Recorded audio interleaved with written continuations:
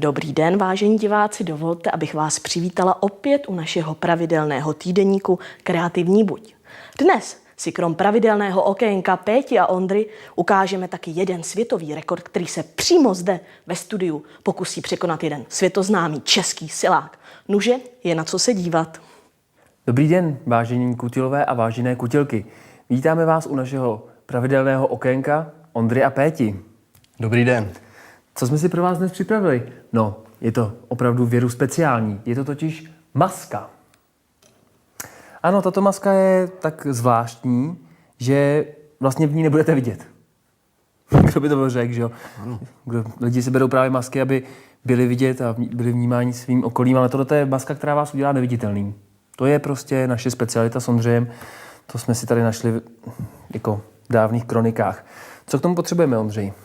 Budeme potřebovat barevný papír, nějaké ozdoby, máme tady vatu, peří, barevné pastelky, fixu, nějaké barevné bambule, univerzální lepidlo a nůžky, jedny normální a druhý manikúrní.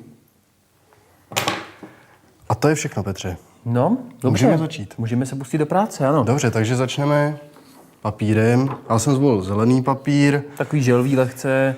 Není běžný třeba na venkovní nošení, ale hodí se do baru nebo někam na maškarní. Nebo Jasně. nějaké. Dobře, já s tím nemám moc zkušenosti. Dám na tebe, Ondřej. Jsi tady přece jenom už nějakou dobu, víš, o co jde.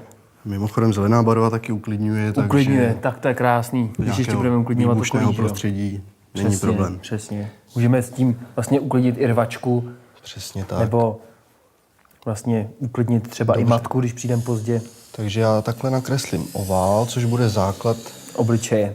obličeje. Ten si může udělat každý sám. Přesně tak. Může to být celebritka, mimozemšťan, kdokoliv. Oči, přesně. Na Lenona. Tak. Krásně symetrické, no jedno je Symetricky, menší, přesně. nevadí. Takže Ještě se teďka učíš. udělám Pusinku. pusinku. Děláme veselou. Děláme úsměv. Jak jsi říkal, jdeme do baru, nejdeme někam na pohřeb, to bychom dělali pusinku smutnou, že jo? Přesně tak, přesně tak. Já si dovolím tu nádhernou masku vystříhnout. Dobře. Vezmu nůžky obyčejné na ten obrys, vezmu to tak nějak z hurta. Dám si pozor samozřejmě, a vy, kteří nemáte se stříháním takové zkušenosti, můžete poprosit někoho staršího a zkušenějšího, protože Tadyhle ještě líp. jo, tady jsem To fakt zapomněl. nebylo vidět. Jasně, ten obrys je velmi důležitý. Tak. My jsme si zvolili takového statného mladého muže, je nám to bližší. Ostatně my dva jsme takový statní a velmi dobře stavění muži. Dále použili tady ty manikúrní nůžky na to oko. Tak. Jedno oko. A zatímco já stříhám, Ondřej, můžeš přemýšlet, co dál dostaneme vlastně na ten obličej. Dobrá, takže já přemýšlím a Co vymyslel jsi jsem, vymyslel? Ano. že by se mohli dát nos. Nos bychom mohli dát. Ano. No, tak to se předpokládá, že bychom v té masce také mohli dýchat. Takže nos by byl přímo ideální. Já jsem to vzal takhle z hurta, takže to není úplně košer. Já myslím, že se to ale ztratí všechno. My vám to chceme jenom ukázat, pak už jak si to uděláte, samozřejmě záleží na vás. Ten postup je víceméně všude stejný, ale tohle to je prostě ukázka. My vám ukazujeme a prozrazujeme vlastně naše Knofhof, takže to by pro vás mělo být velmi důležité. Tak, teda já jedu, až jsem se z toho spotil. Ti řeknu, Ondro, příště budeš stříhat ty. Tak, to by se měli. To by se měli, takže teďka předěláme ten nos. Nosánek. Já jsem zvolil žlutou barvu. Žlutou barvu, ta bude krásně doplňovat tu zelenou, kterou jsme Tak, zvolili. je to taková letní barva, je to barva sluníčka. Jasně, tak. Takže zádu já také připevním. To Připevně, ať nám to neodpadne, to by bylo můžeme libovolně, ale Faux, hlavně, faux. aby to neodpadlo, přesně tak. udělaný.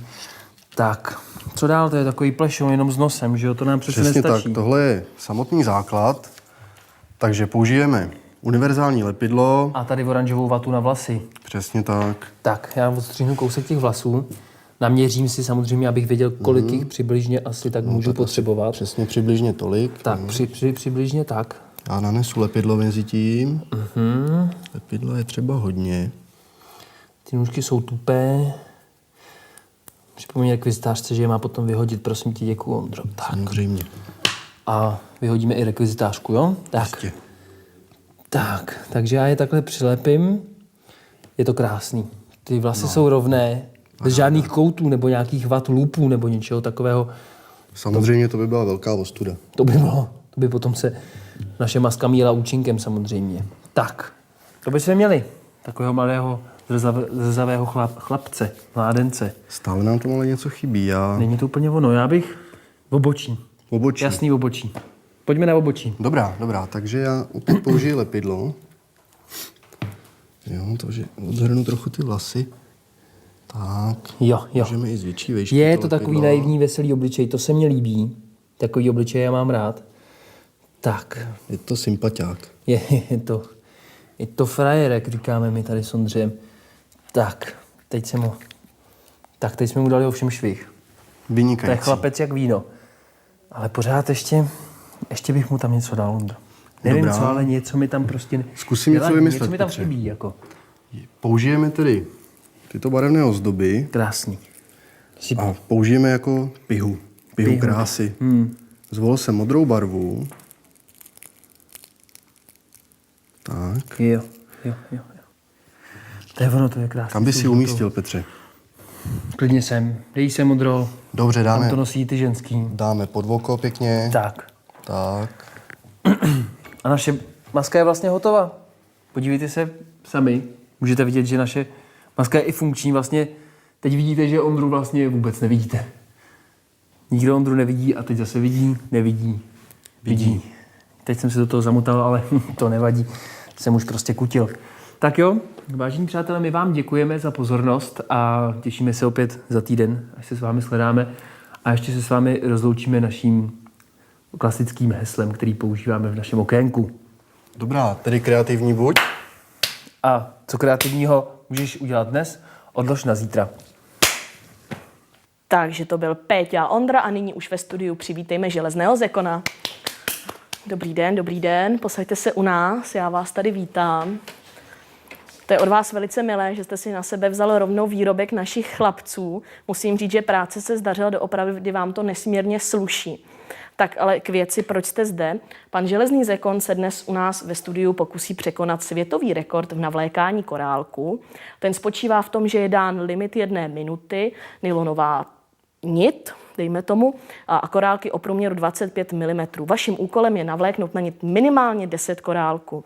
Já bych vás poprosila, zdali byste se nezačal chystat a já zatím divákům řeknu něco o vašich rekordech a kuriozitách. Takže v minulém roce se pan Železný Zekon nechal přetlačovat spolu s kamionem za pomocí oštěpu, který jste měl umístěn v hrtanu tady. Dále pak jste trhal zlaté stránky, to víme, a jeden velice zvláštní rekord, který se vám podařil, vy jste do minuty snědli 10 knedlíků, což dokáže doopravdy málo kdo. Tak, korálky jste si překontroloval, nit máte, takže já myslím, že jste nachystán, možná chvilka soustředění, ano. Tak, já vám to odstartuji. 3, 2, 1, start. Můžete navlékat, tak to je hodně nepříjemné, ale to doženete. Tak, vidím, že první korálek je na cestě. Tak. A pane, byste si zapomněl udělat uzel. Tak to je hodně nepříjemné, tak to už asi ani nestihnete. To nevadí ještě, že jste si na sebe vzal tu masku, že se nemusíte tolik stydět, co se dá dělat, že? Mně nezbývá, než milí diváci, se s vámi rozloučit pro tento týden a příští týden tady zde ve studiu přivítáme Helenu Vondráčkovou, která se pokusí zaspívat píseň Non-stop. Nuž je tedy kreativní buď, a ne co můžeš udělat dnes, odlož na zítra.